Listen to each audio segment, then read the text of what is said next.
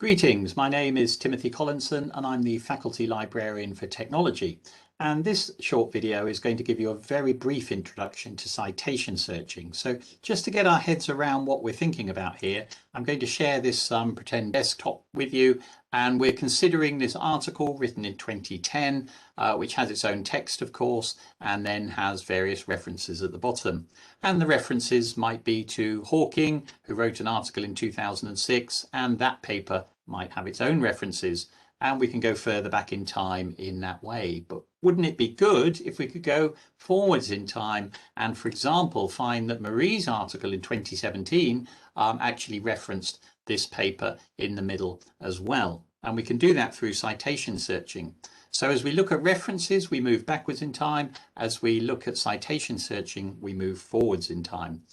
There's only 3 places you can do it in the University of Portsmouth Library. That's through Google Scholar, which of course is publicly accessible. But we can also do it through Web of Science and Scopus, which are 2 databases that we bought into. And if I stop sharing my screen there and we go and find a live web page, we can actually have a look at doing that on a real database. So here I am at the library homepage. I'm looking at library.port.ac.uk and I'm going to go to using resources and databases, and then over on the right hand side you can see some of our top databases, including Scopus and Web of Science. I'm going to choose Web of Science, and here's the library catalogue record for it, which we might access when we're on campus or off campus. I'm off campus, so I'll select that, and you would probably have to log into it. I've already logged in, but that's just your normal university login and password. So here in the search box, you can see a normal search for documents. You could also search for authors, but I can also search for cited references, which is what we're going to do today. And I'm going to search for myself because I know there's not lots of things which cite me, so there's not huge numbers of things to get confused by. And I get this list of results of possible entries for myself, but I know they're not all me. So for example, I did not write about COVID-19 guidelines, and I don't know about surgery. So I'm just going to click on the Collinsons that I know are myself.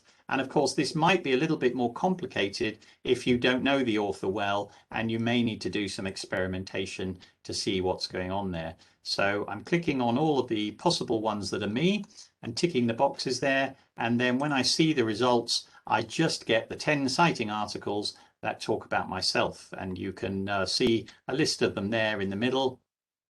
And if I just choose one of those at random, we can locate the full text for it.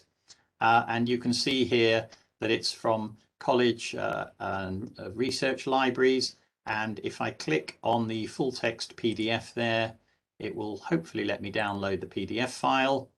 I'll do that in Firefox, so hopefully you'll still be able to see that happening. And you can see if we scroll right down to the bottom of her paper, you'll find her reference list, and it's not APA style, so it's not in alphabetical order by author, but I happen to know that entry number 16 is Anne Worden and myself writing about engaging staff and students with ebooks in a university setting. And if I want to find where that's referenced in the paper, I can just search for example, Anne's surname, or my own if I wanted to do that. You can see the reference there, and then you can see where in context that has been referenced. So that's a very quick look at Web of Science doing that particular job. And if I stop sharing there, we can also, perhaps just for comparison, have a look at Google Scholar doing the same. So Google Scholar, we can go to very simply just by searching for Google Scholar up here. You'll also find it in various places on the library homepage, in some of the subject pages. And here in Google Scholar, if I search for myself here, try typing it correctly, we'll put in Timothy like that, but you could also just type for Timothy Collinson, and it does work. And here you can see similar kinds of papers that I've written. And if we take, for example, Virtual Worlds in Computing Education that we did back in 2009, you can see that's been cited by 24 people. And if I click on that cited by button there, you can now see all of the papers which cite the paper that Jonathan, Jane, and myself did some years back now. And they may or may not be full text, of course, that will depend. But we should be able to get them for you if you need to read them. So 2 different ways of searching there as citation searching. Both of them will give you something of an idea of what has referenced papers that you might be interested in and may bring you even more up to date, and also show you which papers are particularly popular or key in a subject area. So I hope that's been useful for you. Do get in touch with us if you've got any questions about that through the usual channels, email, 24/7 chat, or come and talk to us in person. And I wish you all the best with your ongoing research.